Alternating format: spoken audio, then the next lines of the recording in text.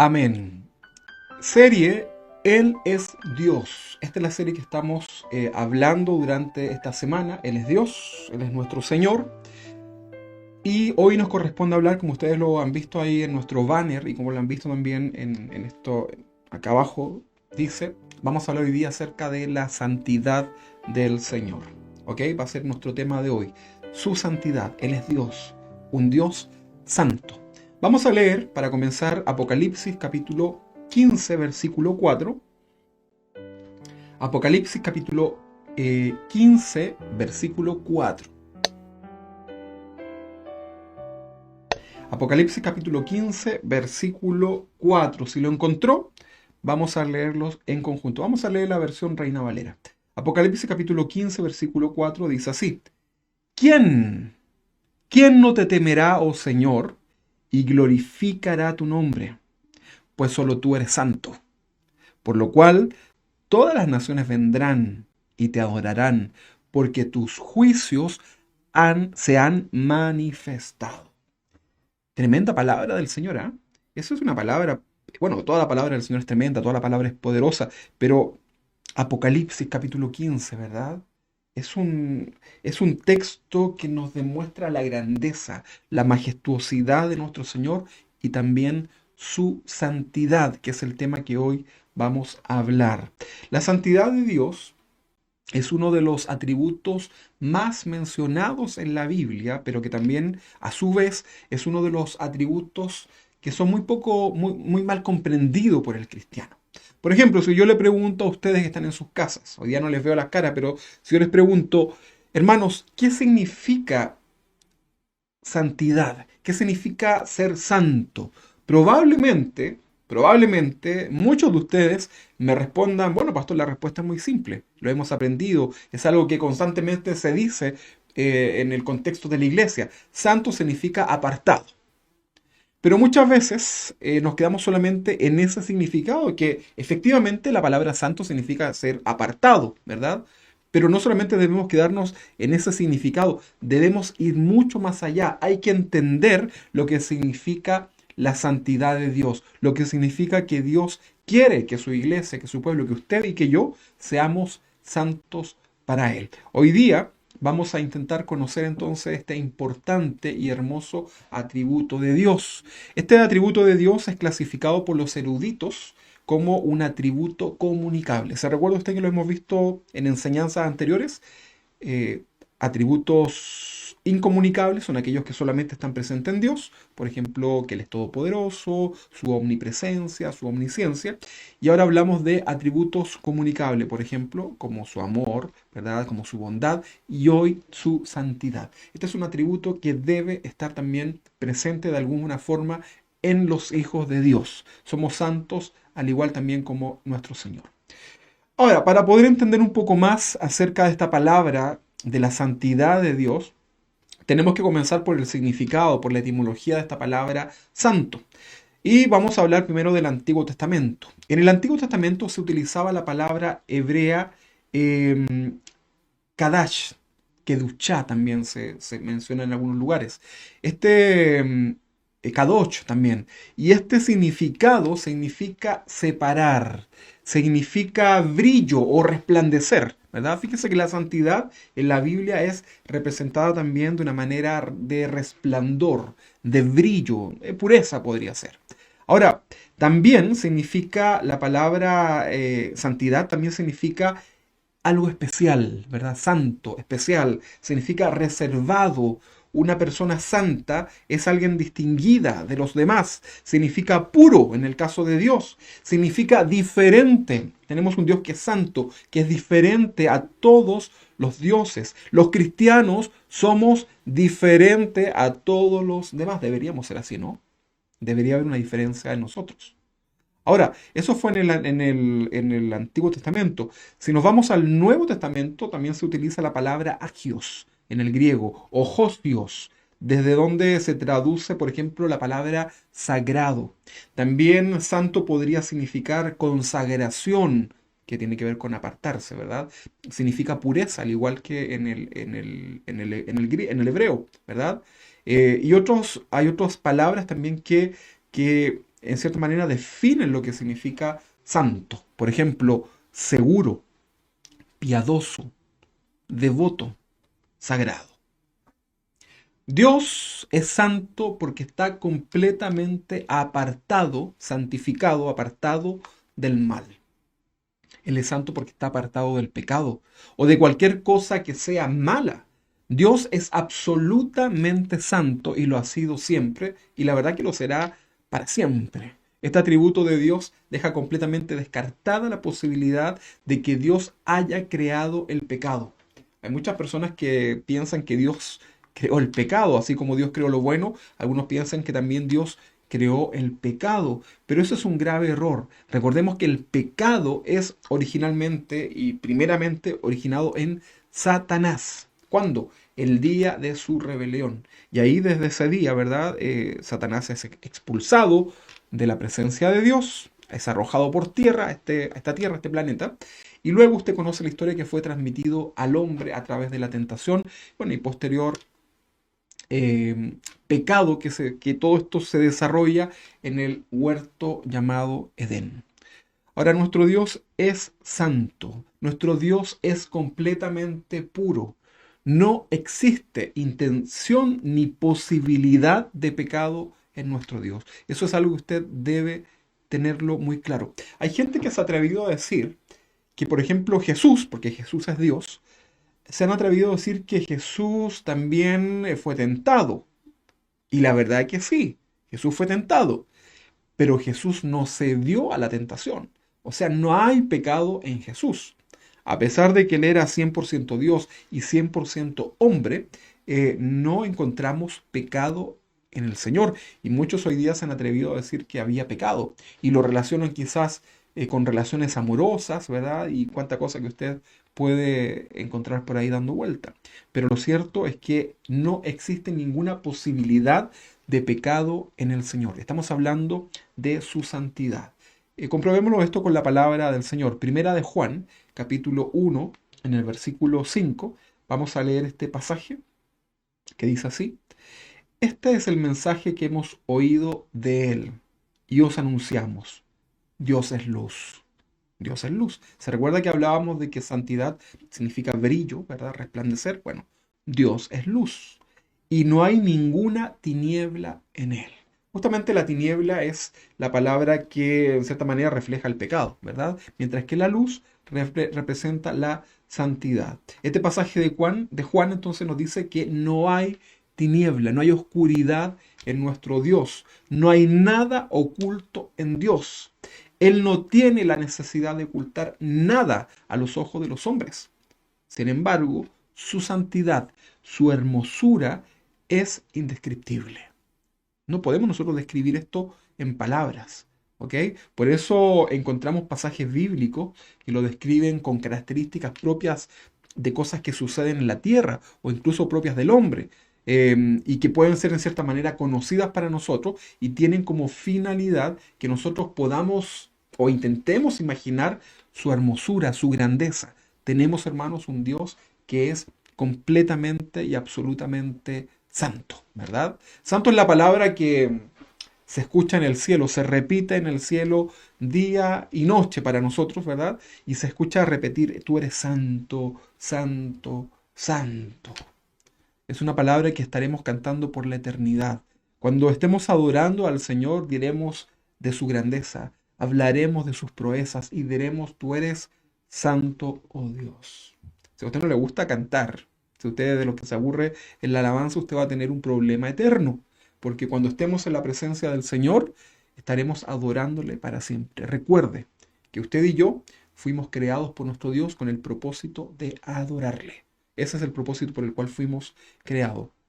No para conquistar esta tierra, ni los altos lugares, ni nada de eso. Fuimos creados para alabanza de su nombre.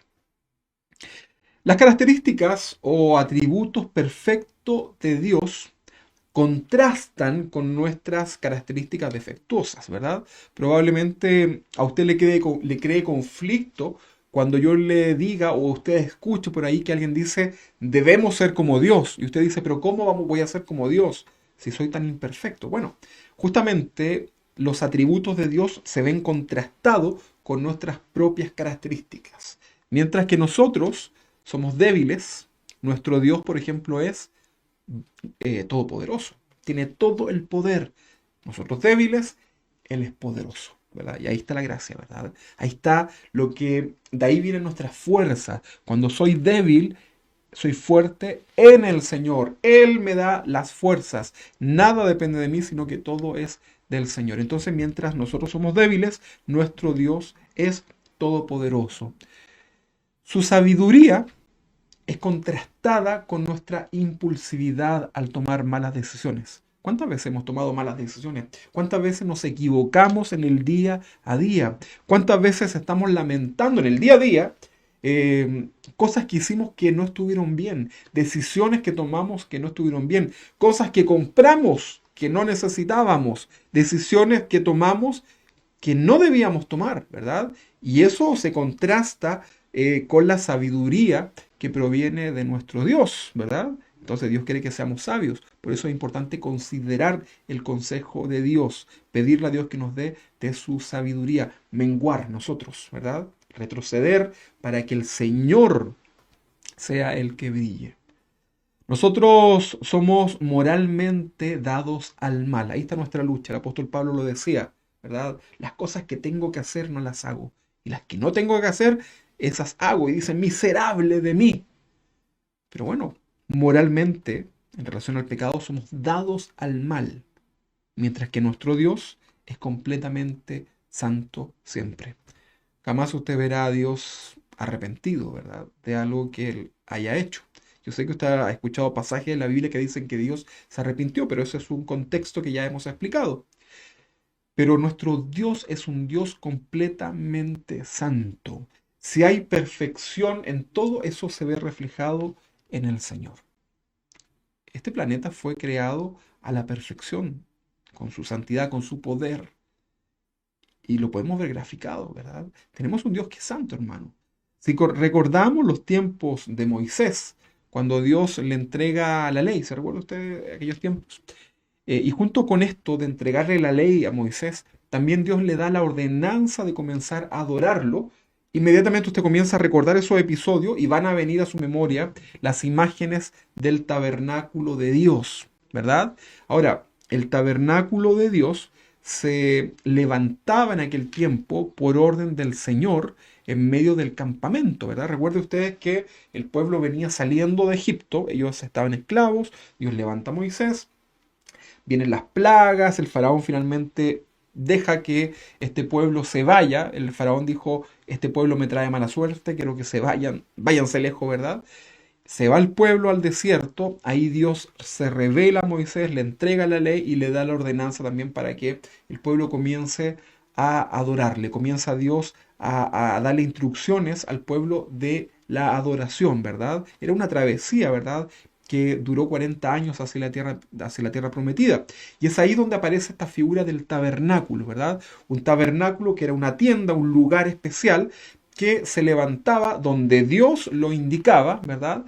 Y esto se hacía habitualmente o siempre en medio del pueblo, ¿verdad? Y en medio del pueblo Dios se revela con la intención de habitar en medio de sus escogidos, como fue el pueblo de Israel.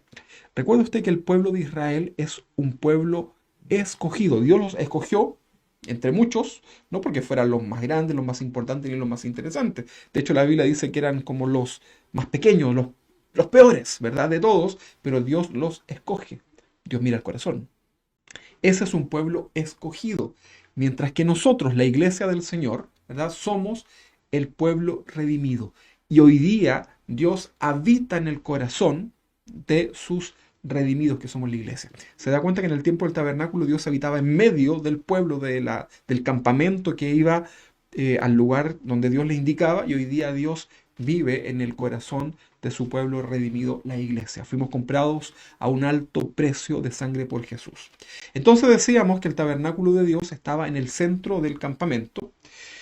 Es en este lugar entonces donde la presencia de Dios, que es santa, por supuesto, estaría revelándose, ¿verdad?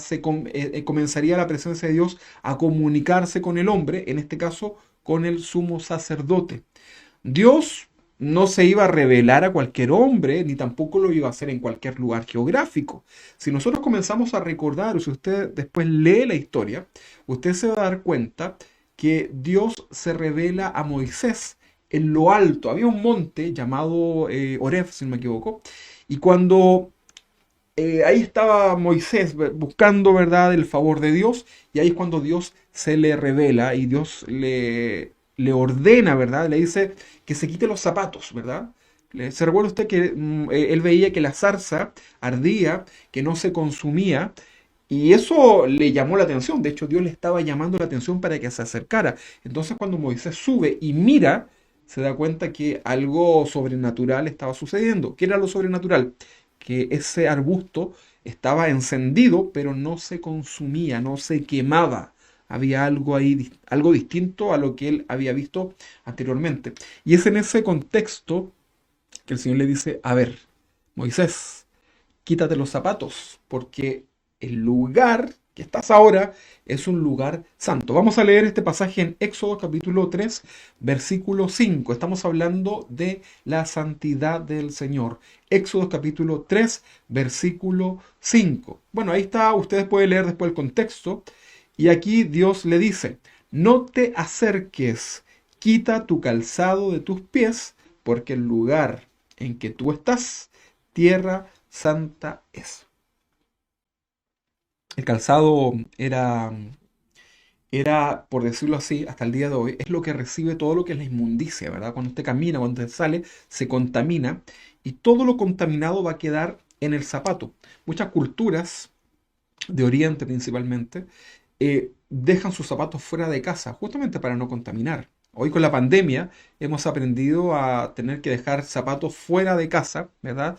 Para no entrar con este virus a nuestros hogares, ¿verdad? Bueno, justamente Dios le estaba enseñando a Moisés que no era llegar y venir delante de él. Si bien Dios le estaba llamando la atención con esto de que la zarza ardía y que no se consumía, le dice que venga, lo atrae, pero le dice, pero un momentito, te vas a sacar esos zapatos porque el lugar que estás pisando es un lugar santo. ¿Por qué? Porque Él estaba ahí en medio.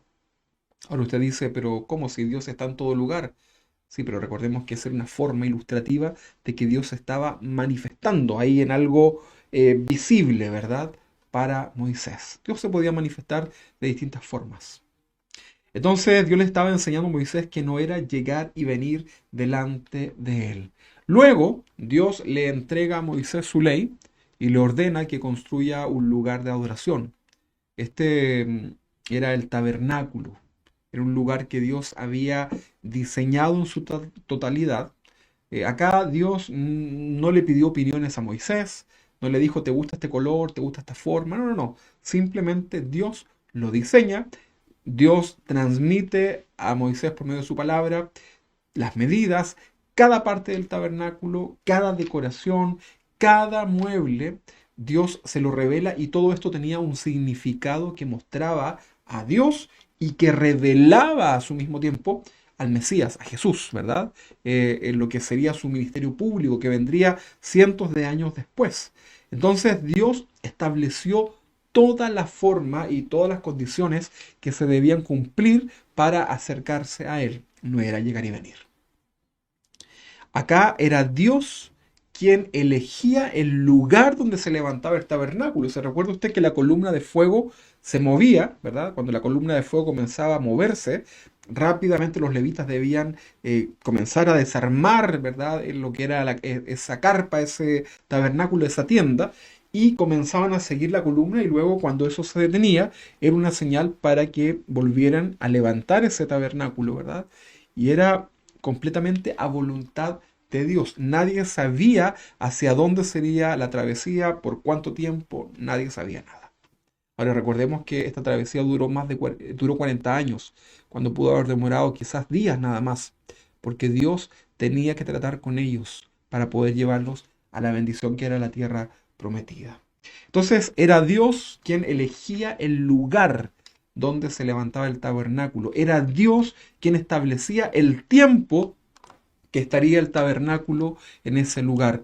Y también Dios escogió y apartó, santificó, si lo podemos llamar así, de una manera exclusiva a una de las tribus de Israel para que fueran ellos, como descendencia, ¿verdad? Como una gran familia, los que estarían encargados de la administración. Administración significa servicio.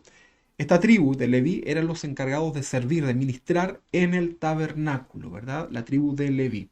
Una tribu que, a diferencia de las otras tribus que habían recibido herencia de tierras, ¿verdad? La tribu de Leví no recibe herencia de tierra. Su herencia era Dios, era Jehová. Por lo tanto, era Dios quien los sustentaba y estaban completamente dedicados al servicio, a la administración en el templo, en este caso en el tabernáculo, ¿verdad? Recuerde que el tabernáculo después ya fue con Salomón un templo. Ya no era una tienda, sino que era un templo, una edificación sólida, ¿verdad? Entonces, esta tribu estaba dedicada completamente a la adoración. Dios los había escogido para que ellos fueran los encargados de ministrar, pero no porque Dios los escogió, tenían la libertad de poder hacerlo como quisieran. Habían eh, reglas que cumplir, requisitos estrictos que se debían cumplir para la adoración de Dios. Ahora, la finalidad del tabernáculo era mostrar la intención del corazón de Dios en acercarse al hombre, ¿verdad? Recuerde usted que el hombre había quedado destituido completamente de todo lo relacionado a Dios producto del pecado. Por cuanto todos pecaron a través de Adán y Eva, todos pecamos ahí, quedamos destituidos de la gloria del Señor y no había posibilidad de volver a retomar esa comunicación con Dios. Sin embargo, el tabernáculo muestra el corazón de Dios en la intención de querer relacionarse, de volver a tener esta relación, esta comunicación con el ser humano. ¿Se da cuenta que Dios es misericordioso? ¿Se da cuenta que Dios es bueno? ¿Que hay una buena intención en Él? Ahora, cuando nace el Mesías, el Salvador, Jesús, ¿verdad? Se dice, en el Evangelio dice que nacerá un Salvador y su nombre será Emanuel, que traducido es Dios con nosotros. Jesús, Dios con nosotros. En el tabernáculo, ¿verdad? Todo eso apuntaba a Jesús como Mesías. Habían muchos simbolismos, ¿verdad? En relación al cumplimiento mesiánico. Y vemos que el tabernáculo, ¿verdad? Está en medio del pueblo. Y en el caso de Jesús, Él se tabernaculizó, Emanuel, Dios con nosotros, Dios en medio del pueblo, Jesús en medio de las multitudes. Perdón.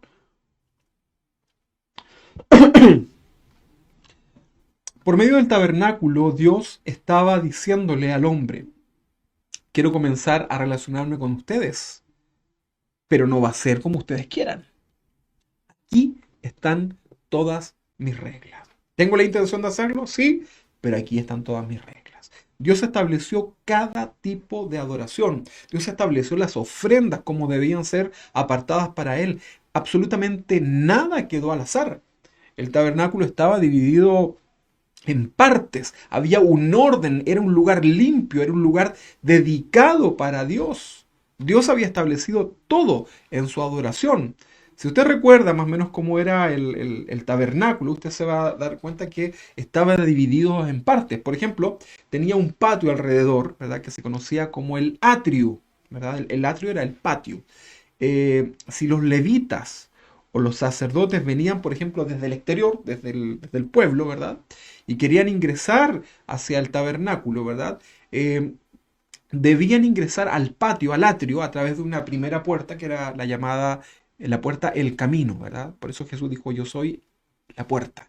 Dijo, yo soy el camino. Era la primera puerta para acercarse al lugar donde ahora habitaba Dios, que era el tabernáculo. Entonces, para ingresar al tabernáculo mismo, que ya era la tienda que se levantaba, el templo, por decirlo así ahora, para ingresar a ese tabernáculo era necesario cruzar una segunda puerta que se llamaba la verdad. La primera era el camino, la verdad, la cual comunicaba el atrio, que era el exterior, con el lugar interior que se llamaba el lugar santo. Hoy estamos hablando de la santidad de Dios, el lugar donde habitaba la presencia de Dios en aquel tiempo. La primera parte, la primera etapa de este lugar simbólico se le llamaba el lugar santo. Después Cuando el sumo sacerdote avanzaba, ¿verdad?, por el lugar santo, ahí habían algunos muebles de adoración, y una vez que avanzaba, se encontraba con una gran cortina y ese era un lugar reservado exclusivamente para Dios. Eso se conocía como el lugar santísimo, ¿verdad? Y ahí estaba la puerta que se conocía como la vida. Por eso cruzaban la puerta llamada el camino, la puerta llamada la verdad y la puerta llamada la vida. En el lugar santísimo entonces estaba el arca del pacto, que era un mueble que Dios había ordenado, ¿verdad? Tenía características, estaba recubierto con oro, habían unas figuras que también hablaban acerca de la santidad de Dios, ¿verdad? Esto se conocía como el arca del pacto. Este era un mueble que Dios había diseñado y que había ordenado construir, y Dios le entregó las medidas, los materiales ya listos, ¿verdad? Para que ellos lo hicieran nada más. El arca del pacto, acá dentro de esta cajita, era el lugar donde habitaba la presencia de Dios. Ahora, no es que Dios no estuviera en otros lugares, ¿verdad? Porque recordemos que hemos aprendido que tenemos un Dios que es omnipresente. Dios está en todo lugar, ¿verdad? O nosotros estamos en Dios, si lo quiere entender de esa forma. Pero el tabernáculo era un símbolo, ¿verdad? Entonces Dios les estaba enseñando que el lugar donde él habitaba era un lugar santo, ¿verdad? Por lo tanto, en este caso, en el arca del pacto, era el lugar donde habitaba la presencia de Dios, ¿verdad? Era para que el sacerdote, el pueblo, el sumo sacerdote, pudiera entender que no era cosa de llegar y venir delante de Dios. El sumo sacerdote, de hecho, podía ir a ese lugar solamente una vez al año para presentarse delante de Dios. Si por algún motivo el sacerdote era encontrado falto delante de Dios, inmediatamente ese hombre moría. Mire, nadie estaba dispuesto a ir por el cuerpo de ese sumo sacerdote.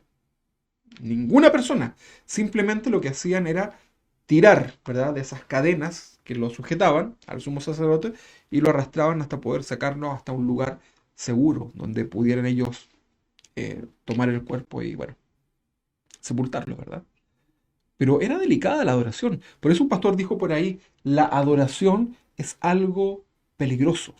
La adoración es algo, no es algo así como que aquí vengo a adorarte. Cuando tú y yo venimos delante del Señor, debemos hacerlo de manera reverente. Cualquiera que intentara en los tiempos del tabernáculo ir a la presencia de Dios sin su aprobación o su consentimiento establecido, simplemente esa persona moría. Vamos a leer un texto que en Números, capítulo 1, versículo 51. Siempre usted recuerde después leer el contexto. En Números 1, capítulo 1, versículo 51 dice, y cuando el tabernáculo haya de trasladarse, los levitas, que recuerden que eran la tribu escogida, los levitas lo desarmarán, y cuando el tabernáculo haya de detenerse, los levitas lo armarán. Y el extraño, o sea, el que no fuera levita, el que no estuviera ahí dentro de este pueblo escogido, y el extraño que se acercare, morirá. No tiene oportunidad, moría inmediatamente. Ahora, pregunta, hermanos, ustedes, ahí que están en sus casas, ¿debemos los cristianos de hoy estudiar el tabernáculo? ¿O será una pérdida de tiempo nada más? Porque algunos pueden decir eso, ¿eh? Yo he escuchado gente que dice, no hay que leer el Antiguo Testamento porque eso es la ley y ya pasó. Tenemos que enfocarnos ahora en la gracia, en el Nuevo Testamento. Ahí está la palabra, en las enseñanzas de Pablo, ¿verdad? Y desprecian la enseñanza del tabernáculo que está en el Antiguo Testamento. Entonces la pregunta es, ¿debemos los cristianos de hoy estudiar el tabernáculo en particular? La respuesta es sí, y nos hace mucha falta, ¿verdad? Nosotros hace un tiempo hicimos una serie en relación al sacerdocio, al tabernáculo, porque justamente es muy importante que nosotros los cristianos estudiemos todo lo que Dios había establecido en relación a la adoración, a su ley. Y no es que nosotros queramos judaizar a la iglesia, por el contrario, simplemente queremos entender el corazón de Dios y aquí nosotros aprendemos, ¿verdad? Cómo es que Dios quiere ser adorado. Los cristianos modernos, el cristiano moderno, ¿verdad? Ha comprendido de una manera incorrecta quién es Dios. Muchos cristianos ven a Dios como si fuera su amigo, como si fuera su compadre, ¿verdad? Su socio buena onda, mi amigo, Dios siempre va conmigo, mi socio acá, ¿verdad? Incluso algunos que son más confianzudos le dicen el de arriba. Mire, jamás diga eso, hermano.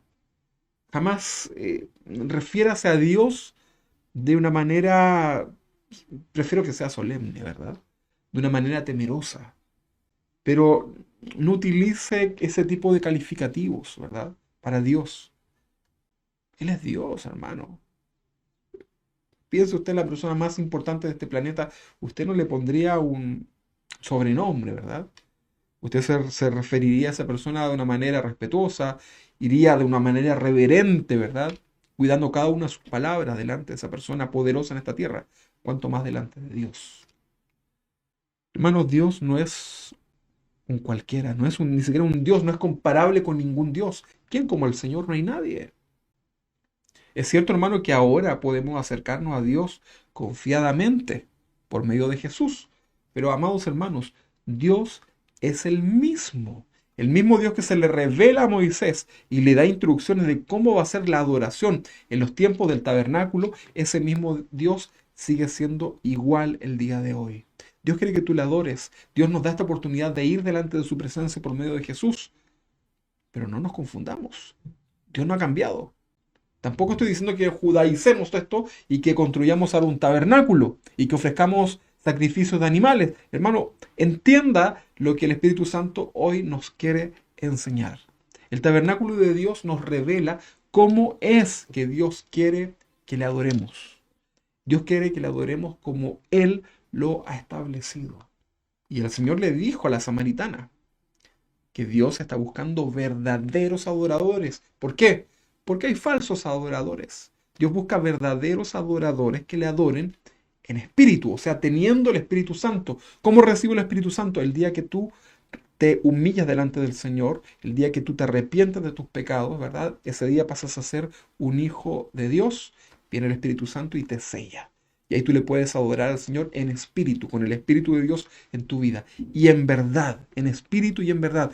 Nos habla la verdad de un corazón sincero, pero también nos habla la verdad en relación a la palabra de Dios.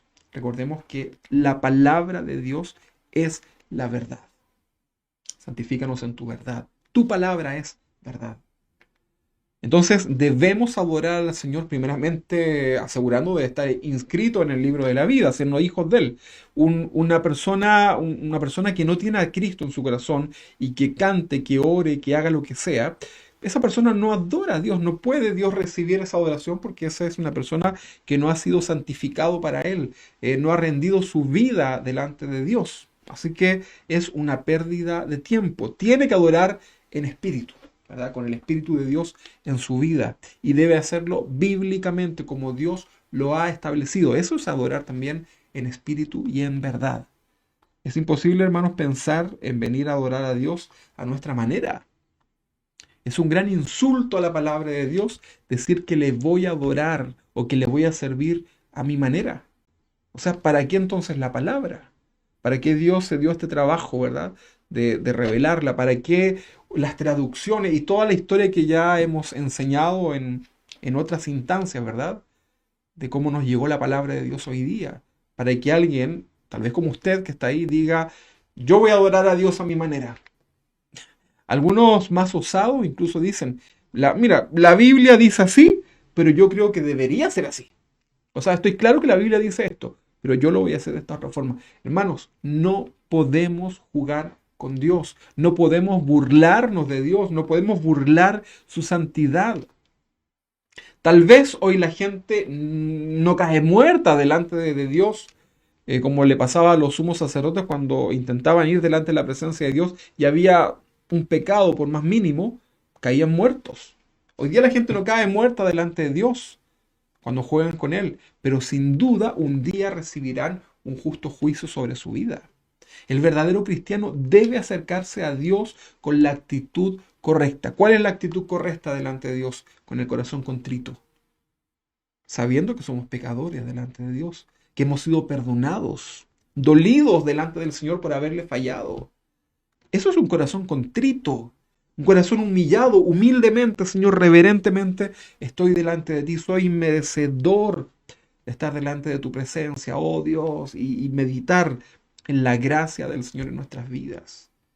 Esa es la manera correcta de acercarse a Dios. Da lo mismo si usted canta mal, si canta bien, si toca un instrumento, si no lo toca, si es desafinado, da exactamente lo mismo. La adoración no tiene que ver con los cánticos, la adoración tiene que ver con el corazón delante de Dios.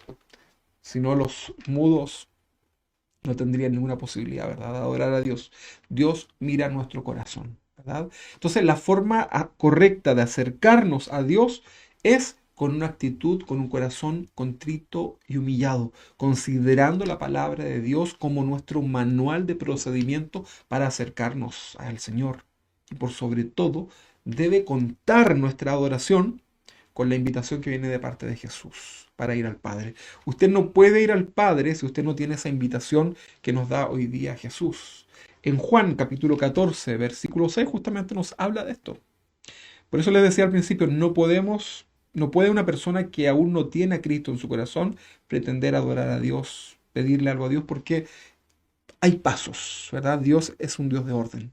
No podemos ir al Padre si no tenemos la invitación de Jesús, si no tenemos a Cristo en nuestra vida. Juan capítulo 14, versículo 6, ¿qué nos dice? Jesús le dijo, yo soy el camino, ¿verdad? Yo soy la verdad y yo soy la vida. Jesús tenía en mente estas tres puertas que estaban en el tabernáculo. El camino, que era la entrada del atrio, la verdad a la entrada del tabernáculo para llegar al lugar santo, y la vida, que era la entrada, la puerta a la entrada para el lugar santísimo. Y le dice a la multitud que estaba ahí, que conocían del tabernáculo, y le dice, escuchen ustedes, para ir al Padre, yo soy el camino, yo soy la verdad y yo soy la vida, y ninguno de ustedes, nadie puede ir al Padre si no es por mí. No puedes ir al Padre si no tienes la invitación de Jesús. Es como tu pase, ¿verdad? Para poder entrar a la presencia de Dios confiadamente. Entonces, esto es algo que debemos meditar, que debemos entender. No podemos venir apresurados al Señor.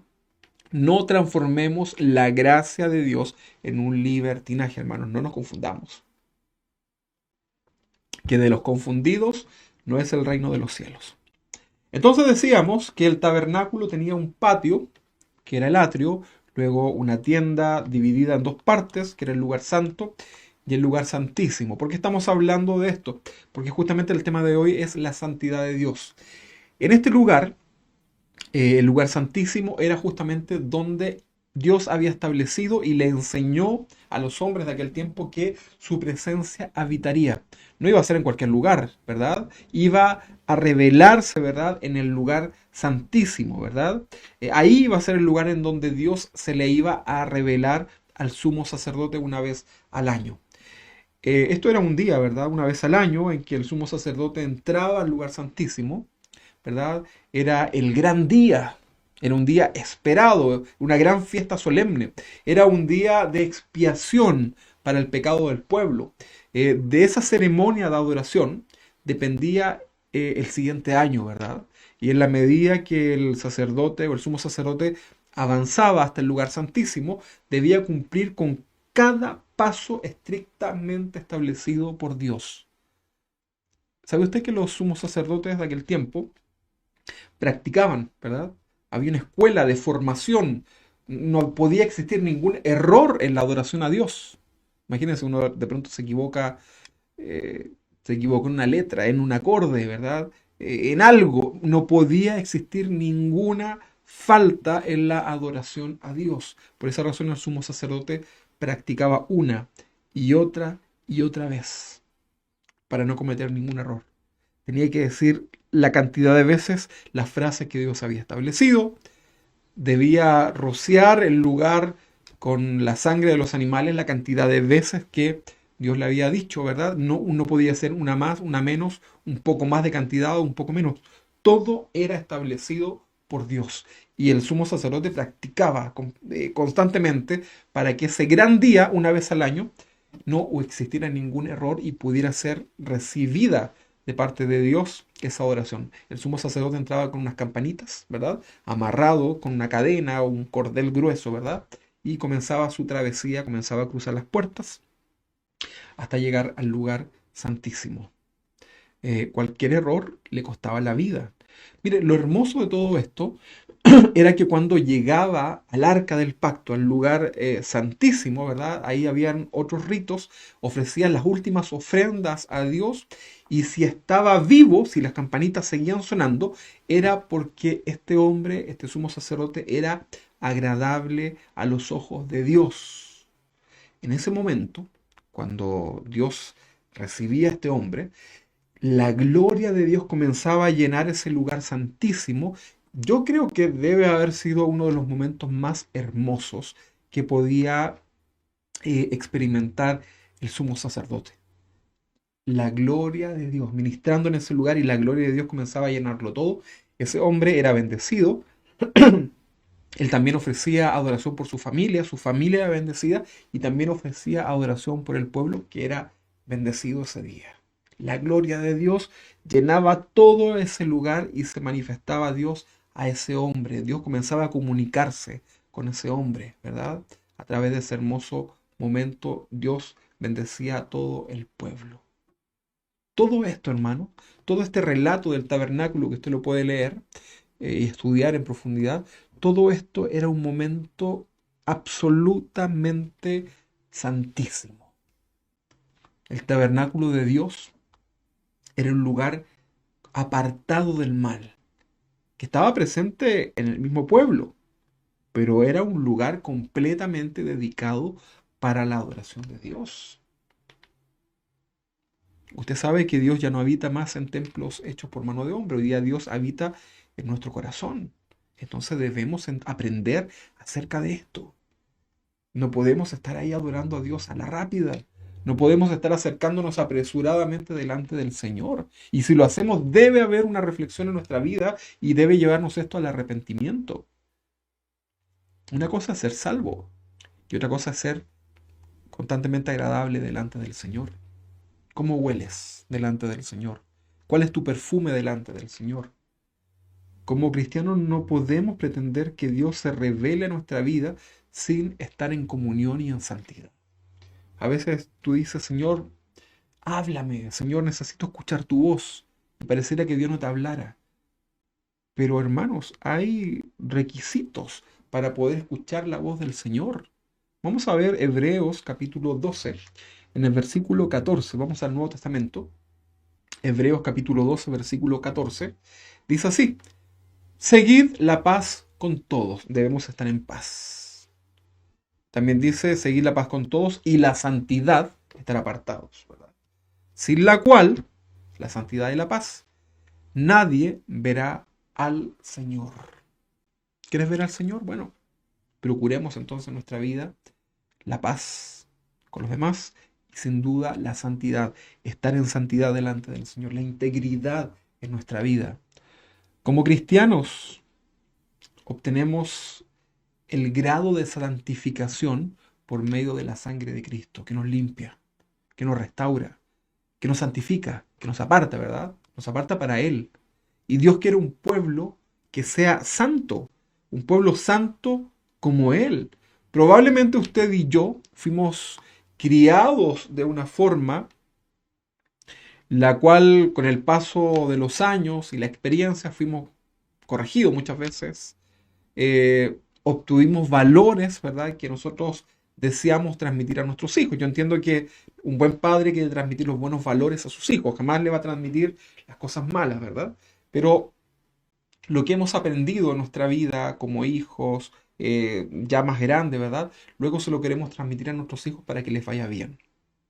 Queremos que nuestros hijos, decimos, hijo, quiero que seas trabajador porque yo soy trabajador.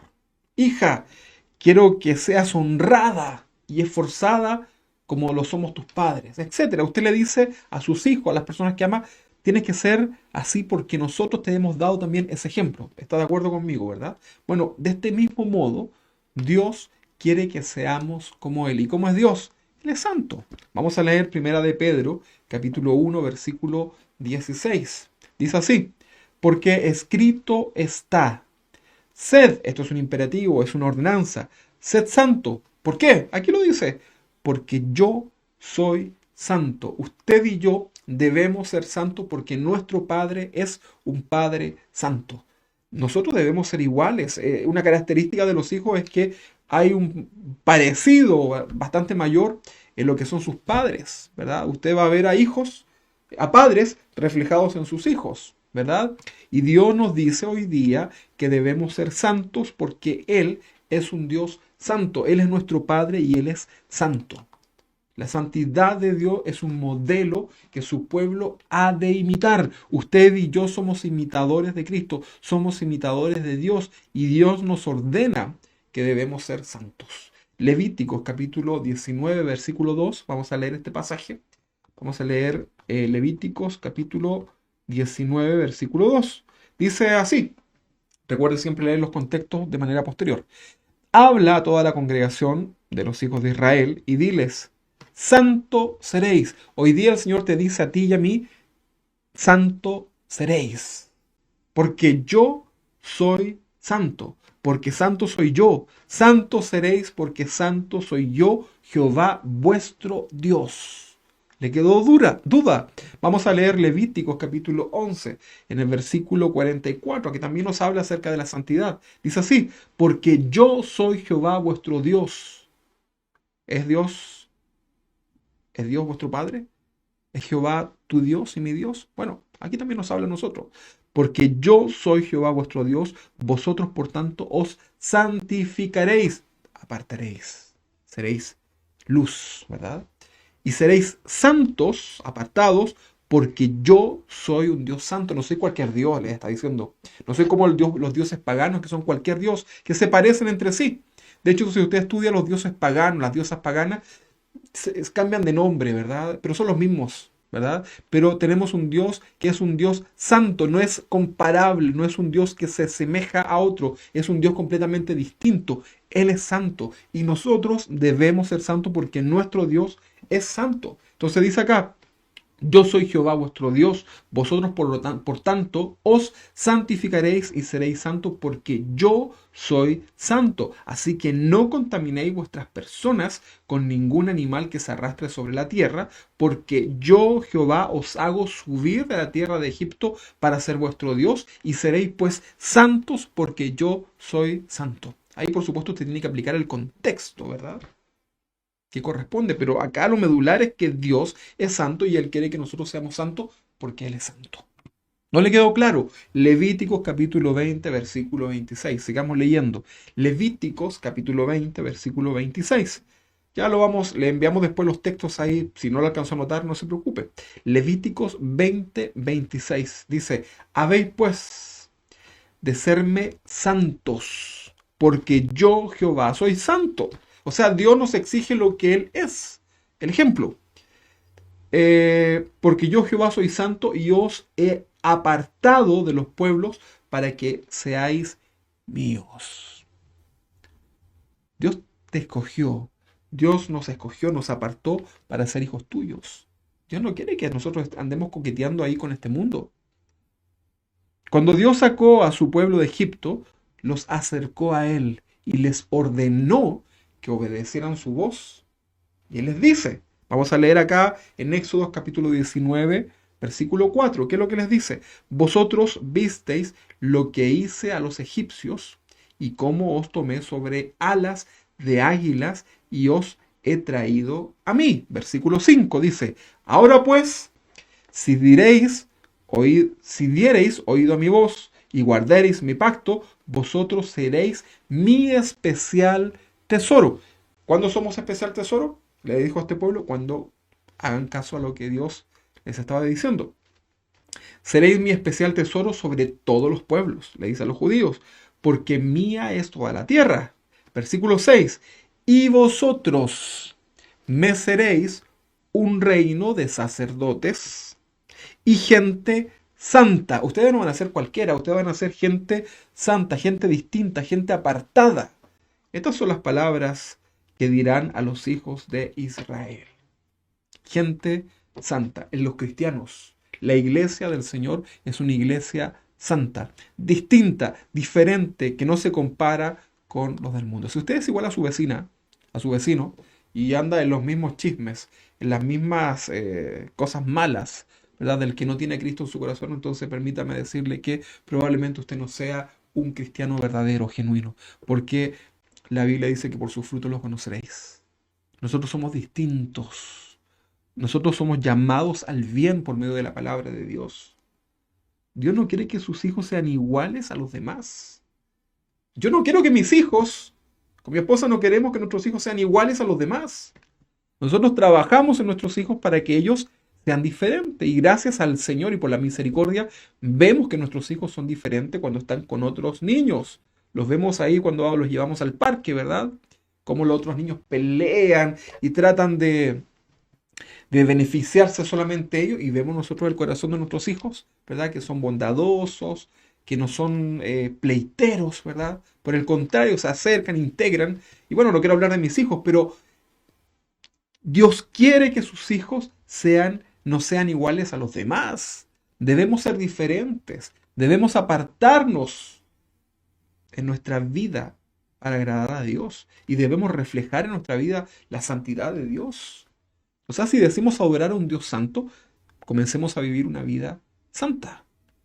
Un pastor amigo allá en Estados Unidos puso un título en una de sus enseñanzas: disfrazados de integridad. Podríamos decir ahora, disfrazados de santidad.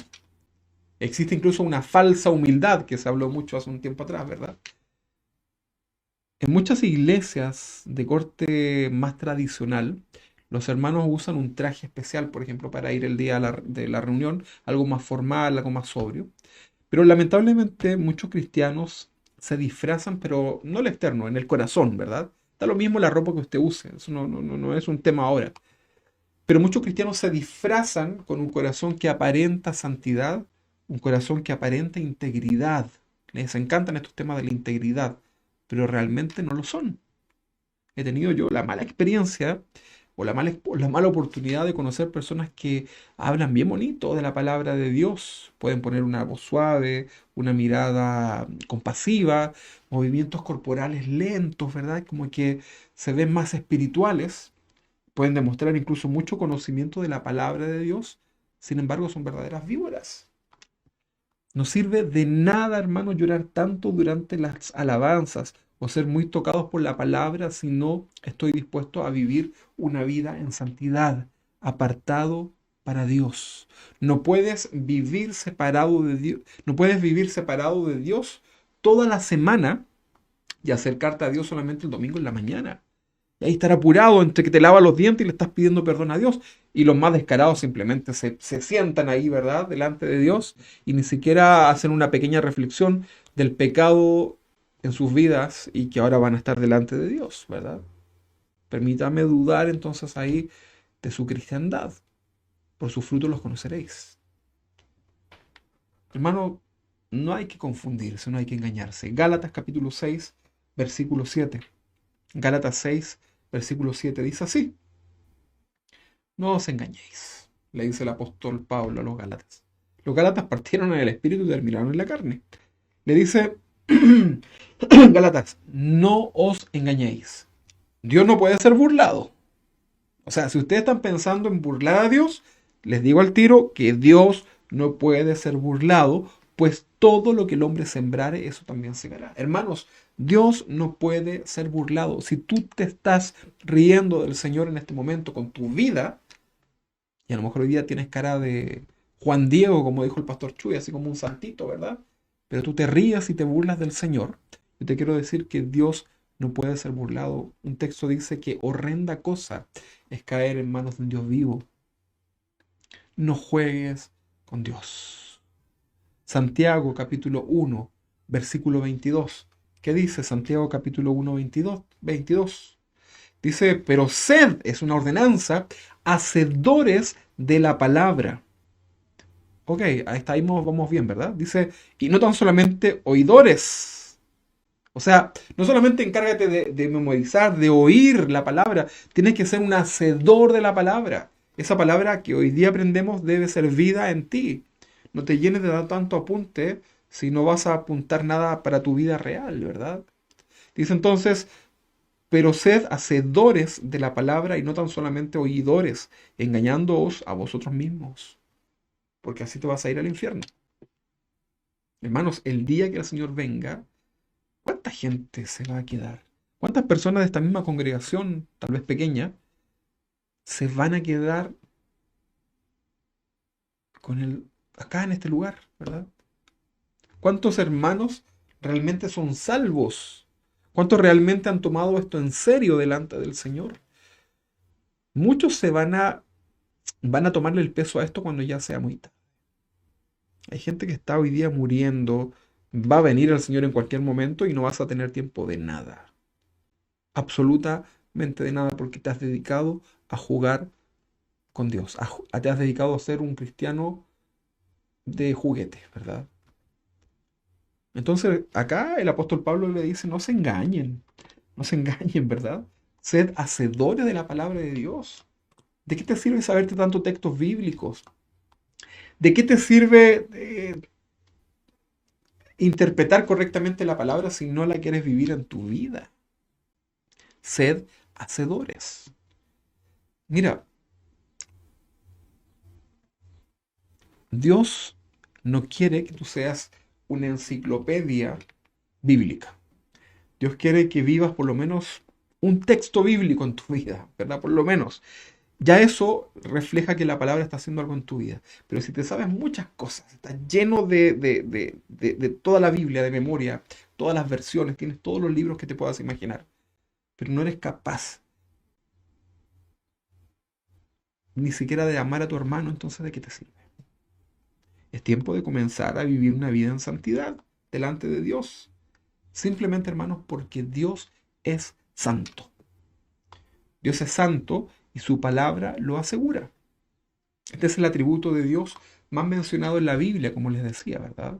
Es el atributo que se menciona, incluso que se repite hasta 3 veces seguida, cuando dice, Él es santo, santo, santo. Hay dos pasajes en particular que lo mencionan. Uno está en Isaías, en el Antiguo Testamento, Isaías capítulo 6, versículo 3, que dice, y el uno y el otro daba voces. Aquí recuerde que hay una visión, ¿verdad? El uno y el otro daba voces diciendo, Santo, Santo, Santo, Jehová de los ejércitos, toda la tierra está llena de su gloria.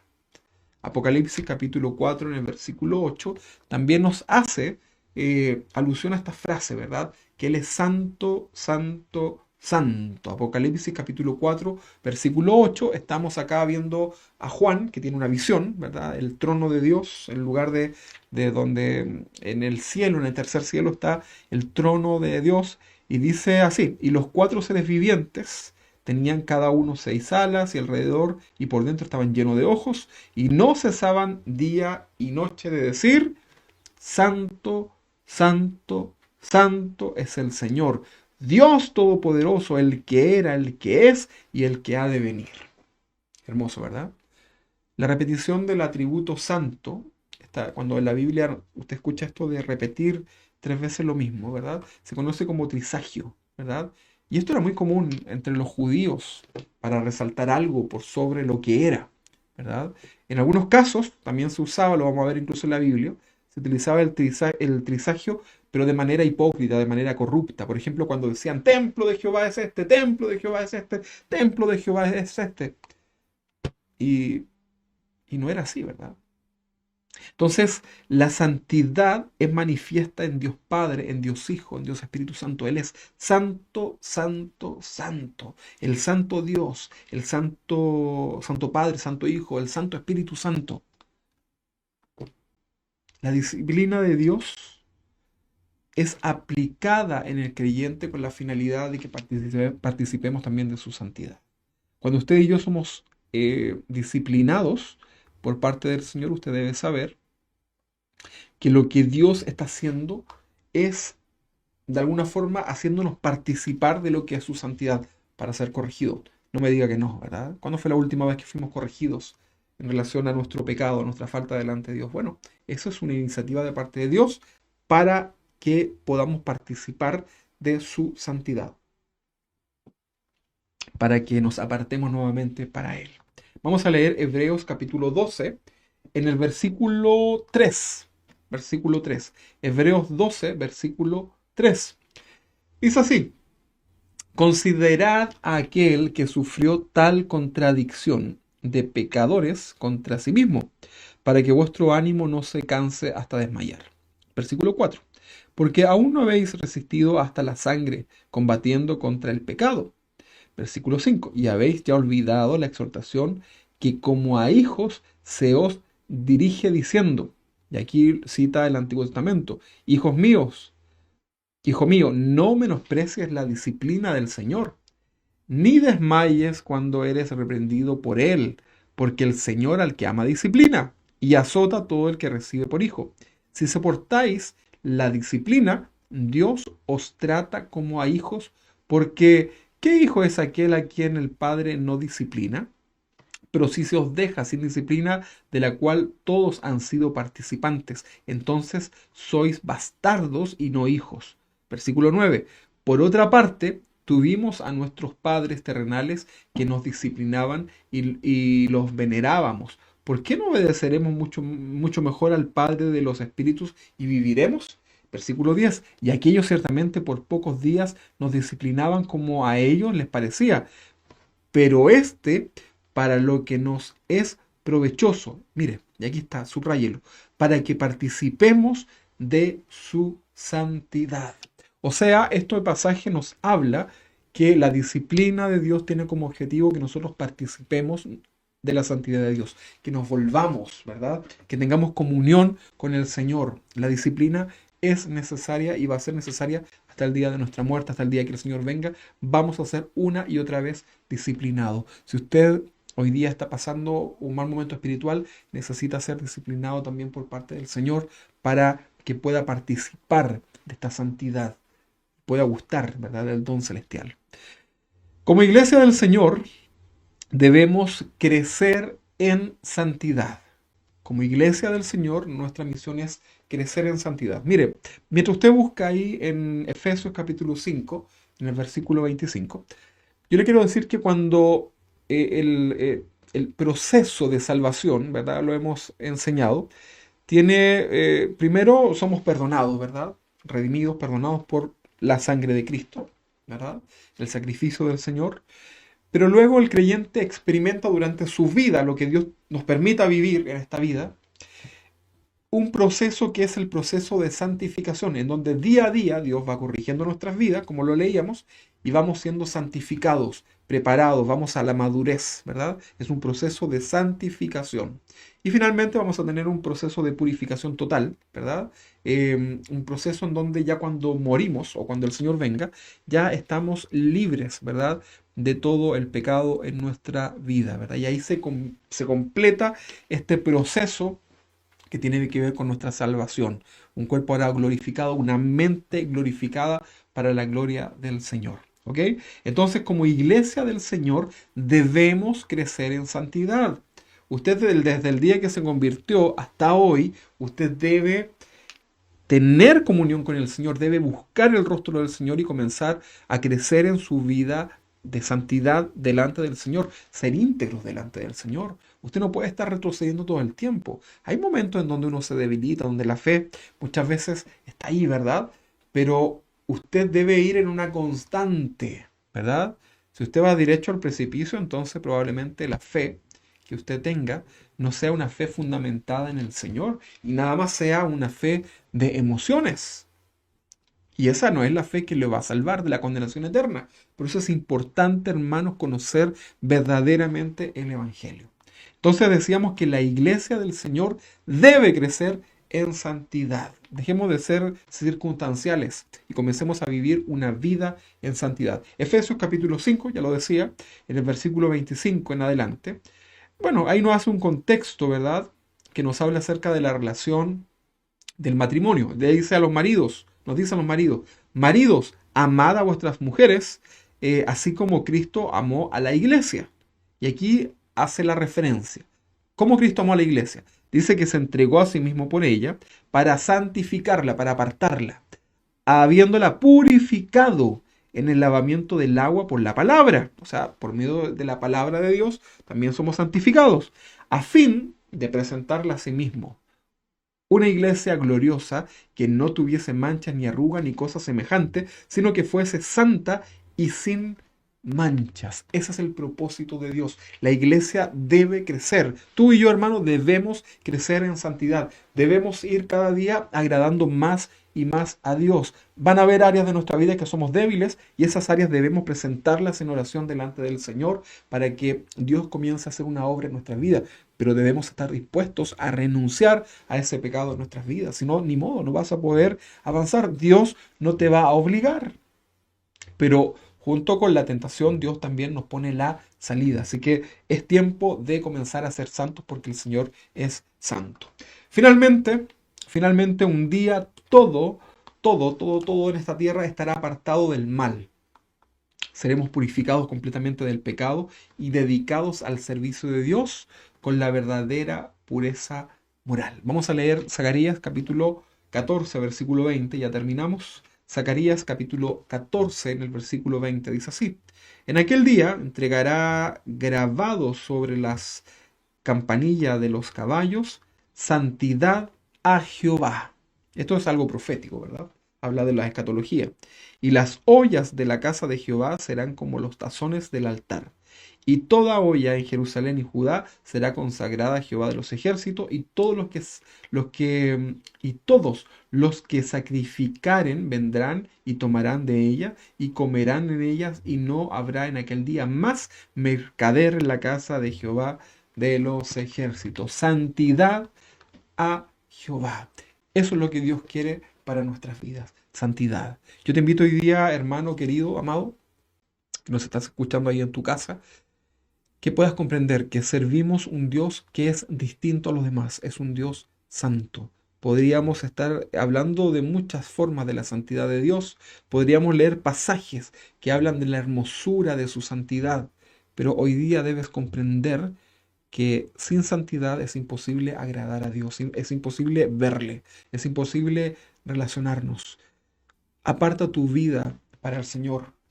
Renuncia al pecado. Entrégale delante del Señor todas esas faltas, esos pensamientos ocultos, ese pecado que tienes ahí que no quieres soltar. Preséntalo delante del Señor porque servimos a un Dios santo. No puedes ir con estorbo en tu oración delante del Señor. Es muy importante, hermanos, que la iglesia del Señor se santifique por medio de su palabra cada día. Que no sea esto solamente del día domingo, que terminamos de transmitir y terminas ahí como, oh, gloria a Dios, y ya te da un ratito de un par de horas y ya te olvidaste completamente de lo que significa ser un hijo de Dios. Si vamos a vivir siendo hijos de Dios, hagámoslo con integridad.